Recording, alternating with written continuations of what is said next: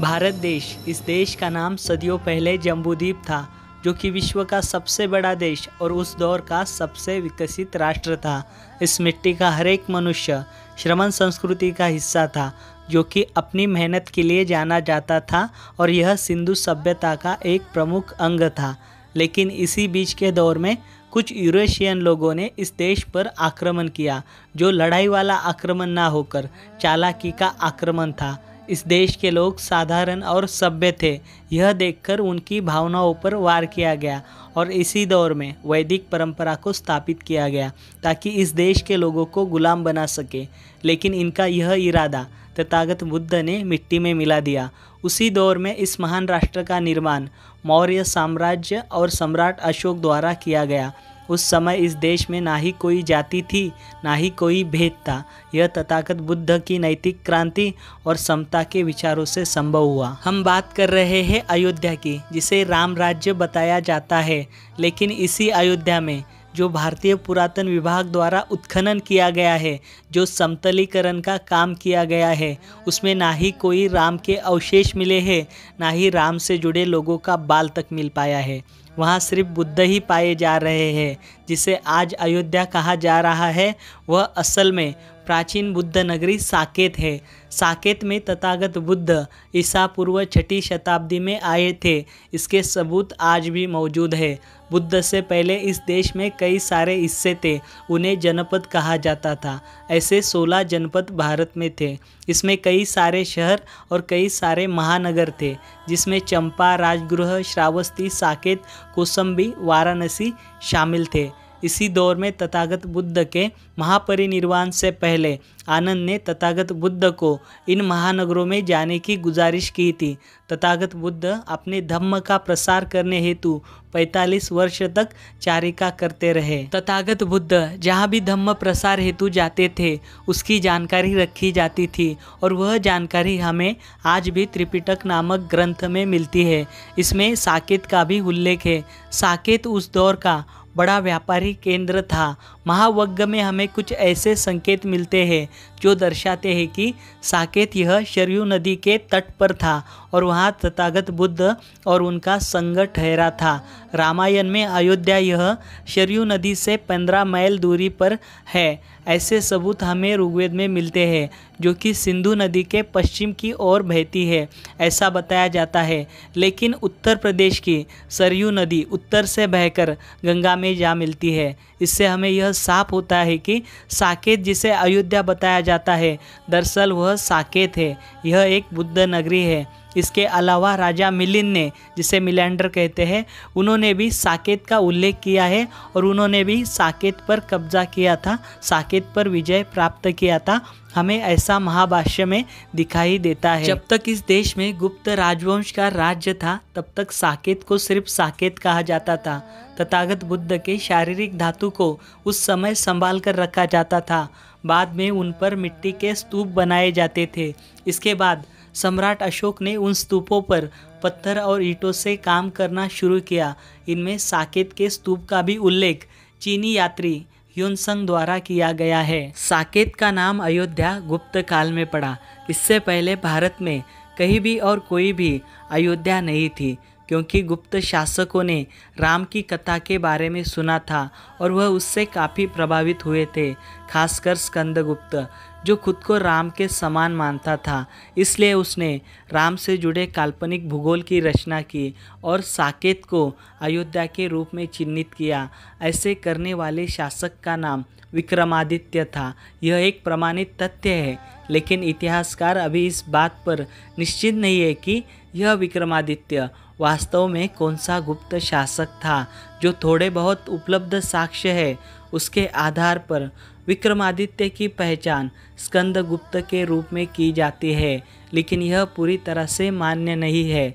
स्कंदगुप्त के 2 पुस्तक पहले गुजर चुके चंद्रगुप्त द्वितीय के समय में रचित कालिदास की रचनाओं में साकेत किले अयोध्या का प्रयोग शुरू हो चुका था। मतलब ये साकेत को अयोध्या कहने वाला विक्रमादित्य चंद्रगुप्त द्वितीय था। स्कंदगुप्त के समय में यह तय हो चुका था कि साकेत को अयोध्या के रूप में बसाया जाएगा। जानकारों के एक वर्ग के मुताबिक राहुल सांकृत्यायन ने यह बताने का प्रयास किया है कि भगवान राम और कोई नहीं बल्कि मौर्य साम्राज्य के सेनापति पुष्यमित्र शुंग थे, जिन्होंने मौर्य वंश के आखिरी सम्राट बृहस्पति मौर्य को मारकर खुद को राजा घोषित कर दिया था। माना जाता है कि पुष्यमित्र शुंग ने ही साकेत को सबसे पहले राजधानी का दर्जा दिया था। राहुल सांकृत्यायन यह लिखते हैं कि साकेत कभी किसी राजा की प्रधान राजधानी नहीं बन पाई। उन्होंने लिखा है कि पुष्यमित्र शुंग या उसके शासनकाल में रामायण लिखते हुए वाल्मीकि ने साकेत की जगह अयोध्या नाम का प्रचार किया है। इसमें कोई ताज्जुब नहीं कि वाल्मीकि शुंग वंश के आश्रयित कवि रह चुके हैं, जैसे कि कालिदास चंद्रगुप्त विक्रमादित्य के थे, ठीक वैसे ही। इसी आधार पर राहुल सांकृत्यायन यह लिखते हैं कि शुंग वंश की राजधानी यानी कि उनकी महिमा बढ़ाने के लिए वाल्मीकि ने बौद्ध जातक कथा की राजधानी वाराणसी से बदलकर साकेत या अयोध्या कर दी और राम के रूप में पुष्यमित्र शुंग की प्रशंसा की। रामायण महाभारत को सच साबित करने की होड़ में 1947 से लेकर 2003 तक प्रयास किए गए। 1947 से लेकर 2003 तक जितने भी एएसआई के अधिकारी थे, एएसआई यानी कि आर्कोलॉजिकल सर्वे ऑफ इंडिया, जिसे हम भारतीय पुरातन विभाग कहते हैं, इनके जितने भी अधिकारी यानी कि डायरेक्टर जनरल थे, वह सारे के सारे वर्ण व्यवस्था के गुलाम थे। इसलिए उन्होंने राम नाम को बाहर लाने की कोशिश की, लेकिन उनका यह प्रयत्न असफल रहा। राम नाम का कोई सच बाहर आ नहीं पाया। इसी अयोध्या में मणि पर्वत नामक एक जगह है और यह मणि पर्वत नैसर्गिक न होकर मानव निर्मित है और यहाँ पाए जाने वाले 11 इंच के ईंटों के अवशेष और बिखरे हुए पत्थर के टुकड़े यह प्रमाण देते हैं कि यह एक तथागत बुद्ध का स्तूप है और इसी स्तूप के नीचे तथागत बुद्ध के नाखून और उनके बाल रखे गए हुए हैं और उसी के ऊपर यह स्तूप बनाया गया है। लेकिन कुछ सनातनी लोगों का यह कहना है कि श्री राम को सहायता करने हेतु सुग्रीव ने गिराया हुआ यह एक पर्वत है, लेकिन इसका उत्खनन आज भी नहीं हुआ। अगर इसका उत्खनन होगा तो इतिहास बाहर आ जाएगा।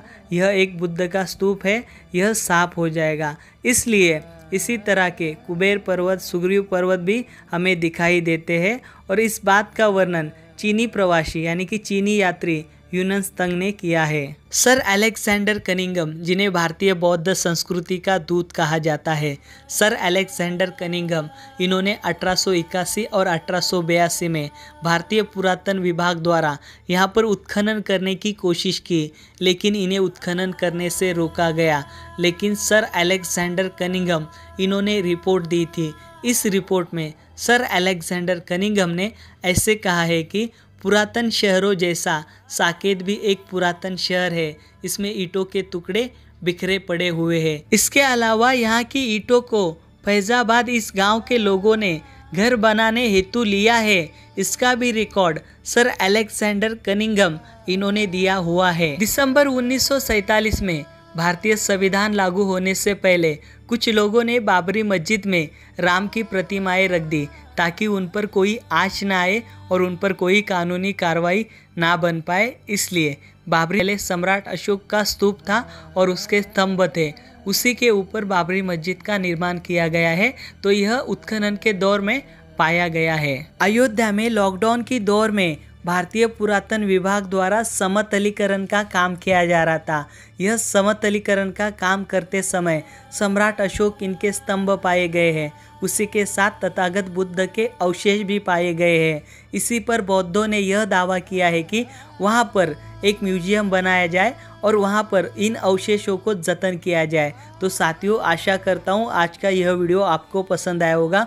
अगर यह वीडियो आपको पसंद आया तो इस वीडियो को लाइक करें, कमेंट दें, शेयर करें। अगर आप इस बोधिसत्व यूट्यूब चैनल पर नए हो तो इस चैनल को सब्सक्राइब करें और साथ ही बेल आइकन को भी प्रेस करें ताकि इस चैनल पर आने वाले वीडियो आप सबसे पहले देख पाओगे।